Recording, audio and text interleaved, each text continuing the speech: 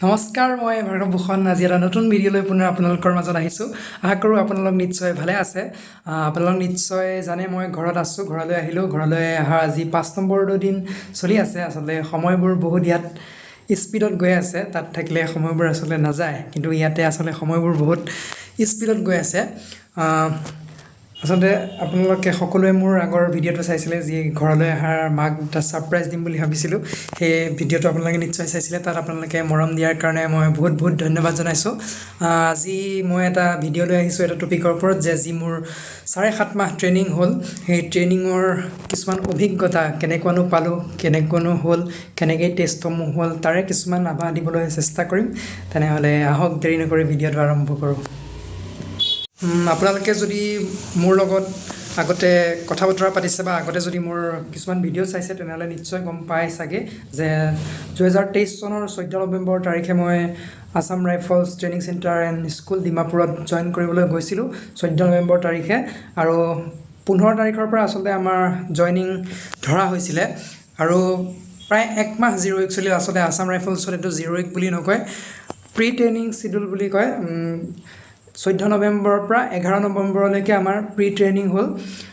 তাতে তাৰ পৰা 11 যি ডিচেম্বৰ আছিলে, ক্ষমা কৰিব, 11 নৱেম্বৰ নহয়, 11 ডিচেম্বৰ। 11 ডিচেম্বৰৰ পৰা আমাৰ ট্ৰেইনিং ষ্টাৰ্ট হৈছিলে, অৰ্থাৎ ফাৰ্ষ্ট উইক ষ্টাৰ্ট হৈছিলে। আৰু সেই 11 ডিচেম্বৰৰ পৰা আহি আপোনাৰ এই জুনৰ যি ডেটটো মই পাহৰি গৈছোঁ, কিমান আছিলে, ছানডে 22 তাৰিখলৈকে, 22 তাৰিখলৈকে আমাৰ ট্ৰেইনিং হ'ল।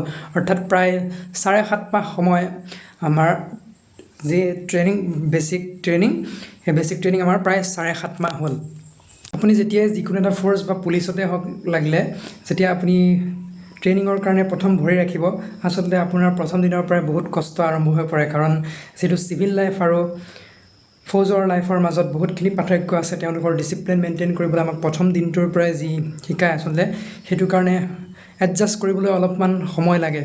আৰু যিহেতু মই কৈছোঁ আছাম ৰাইফলছ ইণ্ডিয়ান আৰ্মি ড্ৰেছযোৰৰ সৈতে মিলে, গতিকে আমাক প্ৰথম দিনাখনি এজন গুৰুজীয়ে কৈছিলে যে আমি যিহেতু ইণ্ডিয়ান আৰ্মিৰ ড্ৰেছযোৰ দেখি পেলাই আছাম ৰাইফলছত ভৰ্তি হৈছোঁ, তেনেহ'লে আমি বুজি লওক আৰু আপোনালোকে ইণ্ডিয়ান আৰ্মিৰ নিচিনা কৰি ল'বলৈ দিছে। মানে এক কথাত ক'বলৈ গ'লে, আপুনি যদি বেলেগ ফ'ৰ্চৰ লগত কম্পেয়াৰ কৰে, আছাম ৰাইফলছৰ ট্ৰেইনিং সঁচাই অকণমান হাৰ্ড হয়। আৰু এইটো ক্ষেত্ৰত মই ITBPক আছাম ৰাইফলছৰ সৈতে সমান লেভেলত ৰাখিবলৈ বিচাৰিম। এইটো কাৰণে ৰাখিবলৈ বিচাৰিম, এটা চাওক, মই চিম্পল এক্সাম্পল দিম। যিটো ট্ৰেইনিং চেণ্টাৰত আপোনাক মোবাইল নিদিয়ে, তেতিয়াহ'লে গম পাব যে আপোনাৰ ট্ৰেইনিং ঠিকমতে চলি আছে। আৰু যদি আচলতে মই বেলেগ ফ'ৰ্চক মই কোনো ডাউন দি ক'বলৈ চোৱা নাই, সকলোৱে সমান কষ্ট কৰি আছে। কাৰোবাৰ 19-20 হয়, কিন্তু আপুনি চাওক, কোনোবাই আপুনি দুপৰীয়া মোবাইল চলাবলৈ সময় পাইছে, আবেলিও চলাবলৈ সময় পাইছে, আপোনালোকে চাব। আৰু কোনোবাই দেওবাৰ দিনটোত আপুনি 2 ঘণ্টাৰ কাৰণে সময় পায়। গতিকে লেভেলটো কেনেকুৱা হ'ব পাৰে আচলতে নিজে ভাবি চাব পাৰে। মই এইটো নকওঁ যে এইটো ফ'ৰ্চ টান, এইটো ফ'ৰ্চ হেৰি। কাৰণ আপুনি যদি পুলিচৰ ল'ৰা এজনক আচলতে কয়, তেওঁলোকেও কৈ দিয়ে আমাৰ ট্ৰেইনিঙো সমানেই হয়। গতিকে তাৰ লগত তৰ্ক কৰি থাকিব মন নাই। কিন্তু যেতিয়া আপুনি আহিব, আচলতে তেতিয়া গম পোৱা যাব আছাম ৰাইফলছৰ ট্ৰেইনিং অকণমান হাৰ্ড হয়। কাৰণ আপুনি ৰাতিপুৱা 3টা বজাৰ পৰা ৰাতি 9টা, 9:30 বজালৈকে আপোনাৰ ৰেষ্ট নাই। বাজত যিখিনি সময়, এই 9টা 10টাৰ পৰা 3টা বজালৈকে, সেইখিনি সময় আপোনাৰ সময় বুলি ক'ব পাৰি। বাকী আপোনাৰ কোনো সময় নাই তাতে বেছিক ট্ৰেইনিঙৰ টাইমত। এতিয়া আহোঁ ট্ৰেইনিং কেনেকুৱা, আচলতে আছাম ৰাইফলছৰ ট্ৰেইনিং কেনেকুৱা।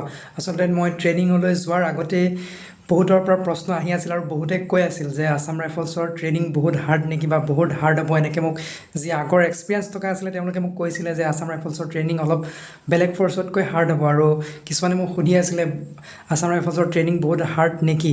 আৰু তেতিয়া মই কৈছিলোঁ যে মই যেতিয়া যাম, নিজৰ এক্সপিৰিয়েঞ্চ ল'ম, তেতিয়া মই নিশ্চয় আপোনালোকক জনাবলৈ চাম যে আছাম ৰাইফলছৰ আচলতে ট্ৰেইনিংনো কেনেকুৱা, সঁচাই আচলতে বহুত হাৰ্ড হয় নেকি।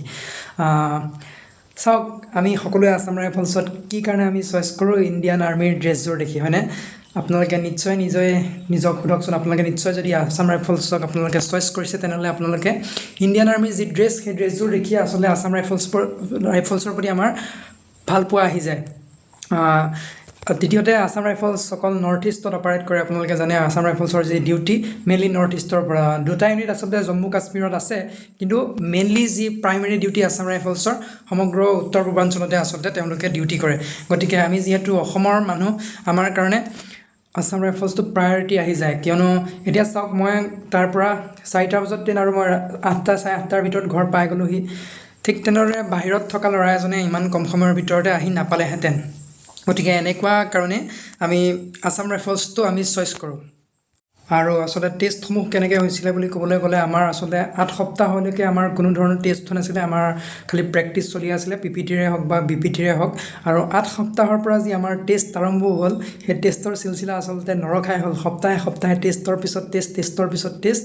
প্ৰায় 9টা 10টাৰ ওপৰত মেইন BTO টেষ্ট আৰু DIG চেক টেষ্টক ধৰি প্ৰায় 10-12টা PPT আৰু 8টামান আচলতে BPT আমাৰ হৈ গ'ল। আৰু এতিয়া আচলতে ছুটি কাটি গৈ পেলাই আমাৰ BPT পুনৰ আছে। BPTৰ BTO টেষ্ট আৰু DIG চেক টেষ্ট এডভান্স ট্ৰেইনিঙত আছে, ছুটিৰ পৰা 2 দিন পিছতে আছে। গতিকে আচলতে ইয়াতো অলপমান প্ৰেক্টিচ কৰি থাকিব লাগিব।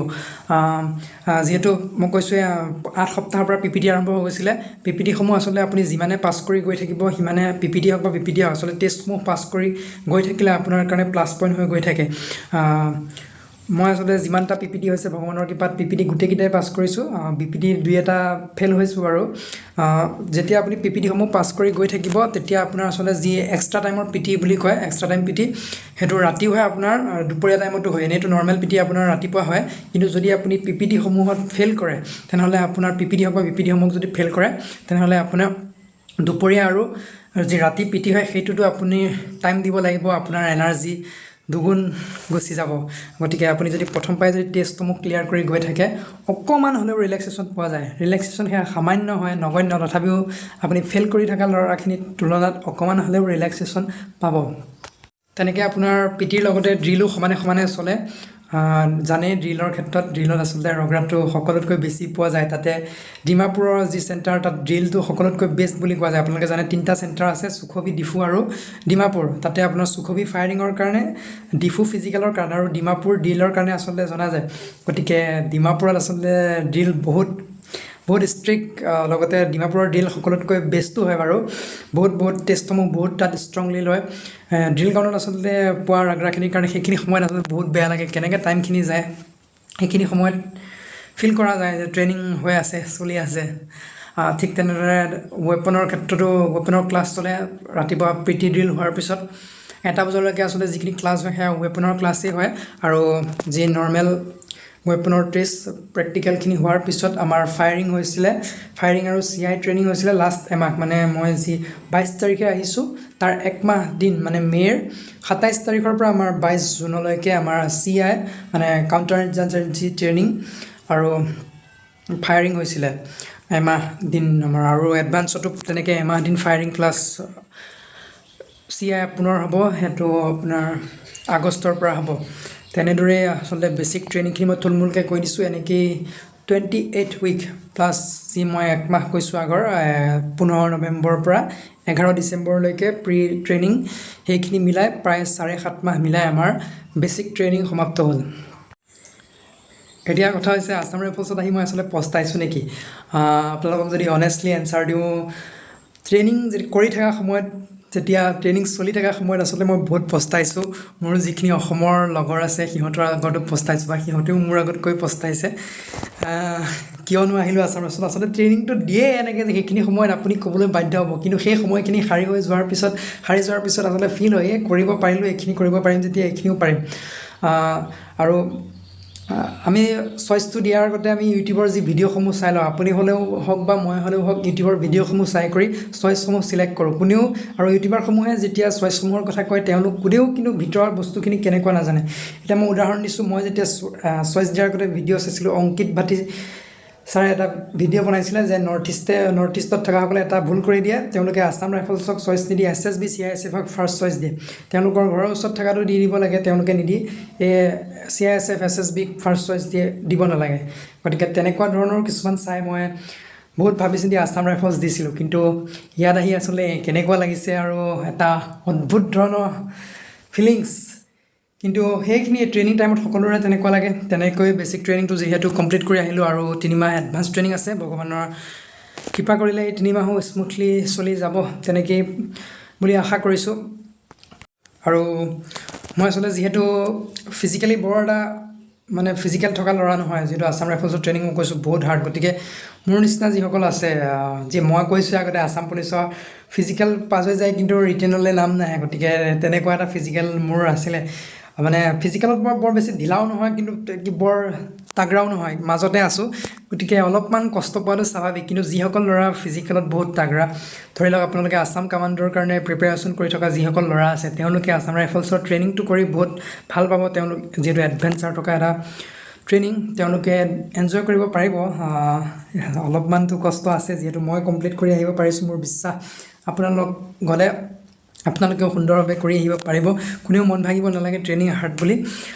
ছোৱালীৰ কাৰণে কেনেকুৱা মই এতিয়া ক'ম। আচলতে ছোৱালীৰ কাৰণে ট্ৰেইনিংটো হাৰ্ড আছে, কিন্তু পিছলৈ ডিউটিৰ ক্ষেত্ৰত আচলতে ছোৱালীৰ কাৰণে বেছি কষ্টকৰ নহ'ব। কাৰণ যিহেতু আগতে আপোনালোকে জানে যে GDৰ পৰা আমি যিহেতু GDত ভৰ্তি হৈছোঁ, GDৰ পৰা কম্পিউটাৰ চম্পিউটাৰ থাকিলে আপোনালোকে ক্লাৰ্ক, ছিগনেল এনেকুৱা ডিপাৰ্টমেণ্টলৈ শিফ্ট কৰি ট্ৰেন্সফাৰ সলাই ল'ব পাৰে। কিন্তু বৰ্তমান ৰাইফল উমেনখিনি আহি যোৱাৰ পিছত সেই কম্পিউটাৰ কাম দায়িত্বখিনি আচলতে তেওঁলোকক মেক্সিমাম হেণ্ড অভাৰ কৰিছে। গতিকে এই ক্ষেত্ৰত আচলতে ল'ৰাখিনিৰ অকণমান লোকচান হয়, কিন্তু ছোৱালীখিনিৰ ক্ষেত্ৰত কোনো লোকচান নহয়। আপোনালোকে আছাম ৰাইফলছতহে হওক বা যিকোনো ফ'ৰ্চতে হওক, ছোৱালীৰ ওপৰত বৰ এটা বেছি প্ৰেছাৰ নপৰিব।